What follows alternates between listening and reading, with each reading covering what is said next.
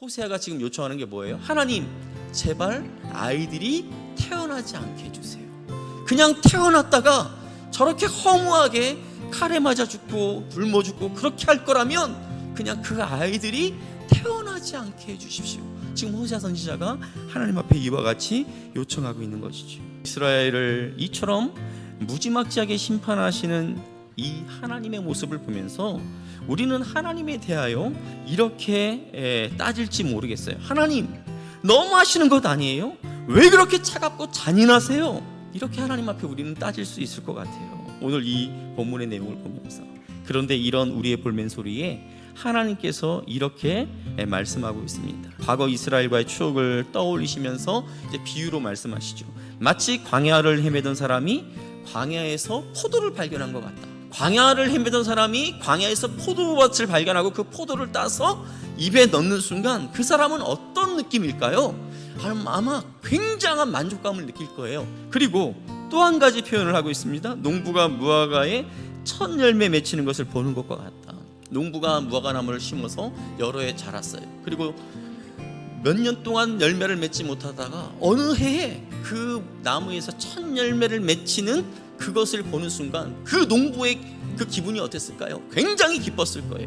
바로 이와 같이 광야를 헤매다가 포도를 발견한 그 사람의 마음처럼, 무화과 나무에서 첫 열매를 발견한 그 농부의 심정처럼, 하나님께서 이스라엘을 처음에 만났을 때 하나님의 마음이 그와 같이 만족스럽고 기쁘고 즐거웠다라는 거예요. 그들과 함께하는 것이 하나님의 기쁨이었고 즐거움이었다라는 거예요. 그런데 점점 이스라엘이 변하기 시작하였습니다. 마치 호세 선지자의 아내 고멜이 다른 남자에게 마음과 몸이 이렇게 따라갔던 것처럼 이스라엘은 하나님이 아닌 우상에게 자신의 몸과 마음을 갖다 바쳐버렸습니다.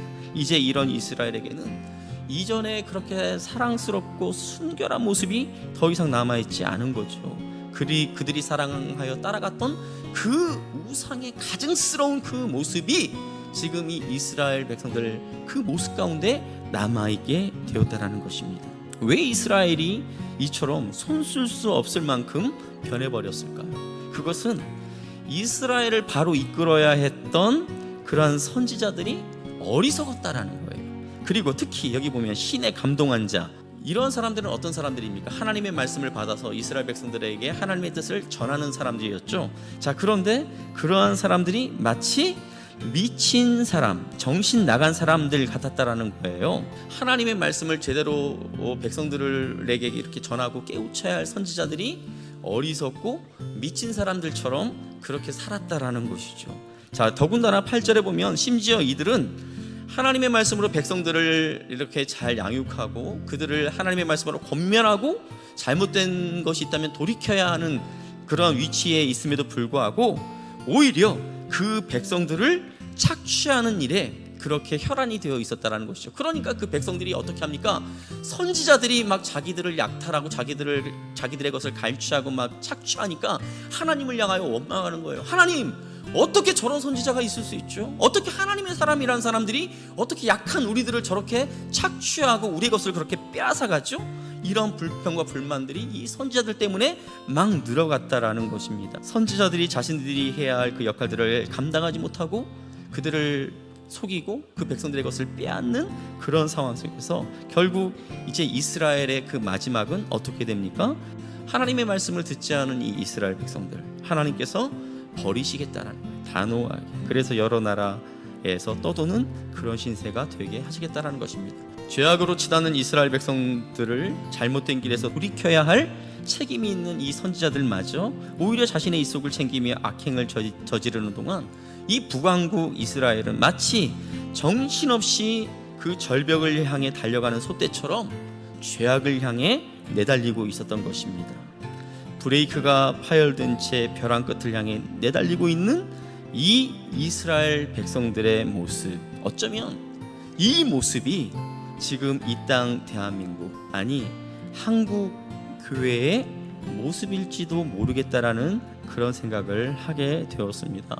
어떤 이는 이 땅이 주는 풍요로움에 취해서 달려갑니다. 또 어떤 이는 두려움에 놀라서 달려갑니다. 어떤 이는 남들이 그렇게 달려가니까 뭣도 모르고 그렇게 따라서 달려갑니다. 우리가 시작할 때 봤던 영상을 보면 달리는 소들을 룰라라는 그 소년이 목숨을 걸고 막아서는 그러한 장면이 나오죠. 그런데 그 소들이 어떻게 멈추게 됩니까? 룰라가 입으로 내는 이상한 그 주문 같은 소리를 들으면서 그 소리에 멈추게 됩니다. 그러나 우리가 지금 우리의 상황들을 볼 때 영화 속 룰라처럼 이렇게 달려가다가는 큰일 납니다. 이렇게 외치면서 자기의 목숨을 내걸고 우리를 위하여 또 이 사회를 위하여 가로막고 서는 이가 없는 것 같다라는 그런 생각을 하게 됩니다. 그러나 여러분, 룰라 같은 그런 사람이 없다고 실망하지 마시기 바랍니다. 선지자들까지 타락하는 마당에 우리가 누굴 의지할 수 있겠습니까? 여러분, 제가 뭐 그렇다고 해서 이 땅에 있는 모든 교회의 영적 지도자들을 다 무시하라는 것이 아니에요. 이 영적 지도자들, 목사님들도요, 연약하기 때문에 넘어질 때가 있어요. 그분들의 말씀을 들을 필요가 있지만 의지할 대상은 아니라는 거예요. 그러나 우리가 그 죄악으로 달려가는 우리를 멈추게 하시는 분이 있다라는 것을 꼭 기억하시기를 바랍니다. 주님께서 말씀하셨던 것처럼 성령께서 이미 우리 안에 거하고 계심을 믿으시기를 바랍니다. 그 성령께서 우리로 하여금 하나님의 뜻을 알게 하실 뿐만 아니라 우리가 진리를 행할 수 있도록 그렇게 인도해 주신다는 거예요. 이 사실을 꼭 믿으시기를 바랍니다. 그래서 우리가 예배를 드리는 이 순간에도, 때로 홀로 말씀을 읽고 기도하는 그 순간에도, 아니 우리가 가정에서 밥을 짓고 설거지를 하고 또 직장에서 일을 하는 그 때에도 언제라도 성령의 도우심을 요청하라는 것이죠. 그 소떼들이 그 룰라라는 그 아이를 보면서 멈췄던 것처럼 우리 가운데 역사하시는 그 성령님을 우리가 바라보면서 그 성령님의 음성에 우리가 귀를 기울일 때 우리는 지금 정신없이 달려가고 있는 이 죄악의 길을 저와 여러분이 멈추게 될 줄 믿으시기를 바랍니다. 지금 우리가 코로나로 인해서 고통스러운 시간을 보내고 있지만 어쩌면 하나님께서 코로나라는 이 응급처치를 통해 죄악된 이 사회를 지금 막아서고 계신 것인지도 모르겠습니다. 이 시간을 통해 우리 인간이 얼마나 나약한 존재인지를 보게 하시는 것 같아요. 그리고 우리 인간이 얼마나 이기적인 존재인지를 보게 하시는 것 같아요. 우리는 예전에 그 나라들이 그렇게 품위 있는 나라라고 생각했지만 어느 순간인가 그 구호물품을 서로 차지하려고 속고 속이는 그러한 모습을 보지 않았습니까? 또 자기 생각대로 이렇게 하다가 다른 사람에게 피해를 주고 또 한 나라를 궁지에 몰아넣는 그러한 모습을 또 우리는 또 보지 않았습니까? 그러한 모습을 지켜보면서 정말 하나님께서 이 코로나를 통해서 우리를 막아서 계셨구나 하는 생각이 점점점 강하게 듭니다. 풍요라는 늪에 빠져 이것저것 할 수 있다라는 그런 교만했던 우리의 모습을 하나님은 지금 이 시간 들여다보게 하신다라는 것이죠. 간혹 병원에서 의사가 환자의 몸 상태를 체크한 다음에 이렇게 처방을 내립니다. 절식을 좀 하셔야 되겠습니다. 아니면 어떤 환자에게는 어떤 음식은 좀 먹지 말아야 되겠습니다. 피해야 되겠습니다. 그렇게 주의를 주며 처방을 내릴 때가 있어요.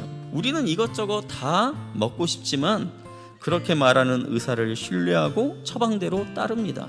그런데 의사의 말은 그렇게 신뢰하면서 하나님께서 우리의 상태에 맞게 그 필요에 따라 조치를 취하시는 그 하나님을 우리는 신뢰하지 못할 때가 참 많이 있는 것 같아요. 코로나로 인해 이 어려운 상황이 반드시 해결되어야 되겠지만 분명한 것은 이건 역시 하나님의 뜻 안에서 하나님의 방법대로 하나님의 때에 해결되어야 한다는 것입니다.